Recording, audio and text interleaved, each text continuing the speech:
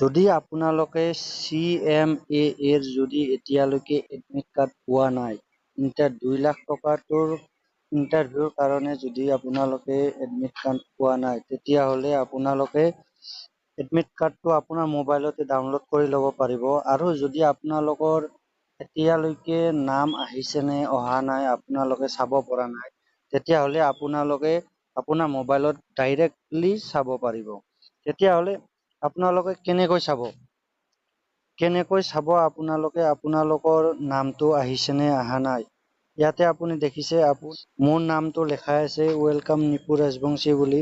ইয়াতে registration number, শ্ৰম name, ইয়াতে গোটেইখিনি ষ্টেটাছ আছে। এতিয়ালৈকে মোৰ নাম অহা নাই। তো যদি আপোনালোকে এডমিট কাৰ্ডখন এতিয়ালৈকে পোৱা নাই, এতিয়াই ডাউনলোড কৰি ল'ব। মোৰ ডেছক্ৰিপশ্যনত লিংকটো দিয়া আছে, এই লিংকটোত গৈ পেলাই আপোনালোকে ডাউনলোড কৰি ল'ব। তেতিয়াহ'লে বলক আজিৰ ভিডিঅ'টো ষ্টাৰ্টিঙৰ পৰা আৰম্ভণি কৰোঁ। প্ৰথমতে আপোনালোকৰ এটা ব্ৰাউজাৰত অপেন কৰি ল'ব। তো মই এটা নিউ কৰি দেখাই আছোঁ আপোনালোকক।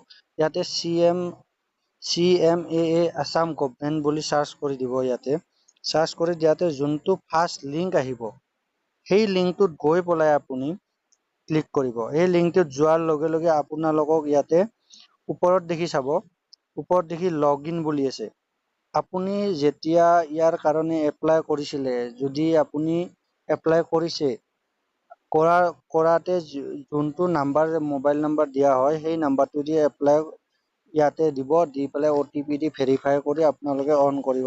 যদি আপোনালোকৰ 2 লাখ টকাৰ CM আত্মনিৰ্ভৰ অভিযানত আপোনাৰ নামটো আছে, তেতিয়াহ'লে আপোনাৰ ইয়াতে এডমিট কাৰ্ডখন শ্ব' কৰিব।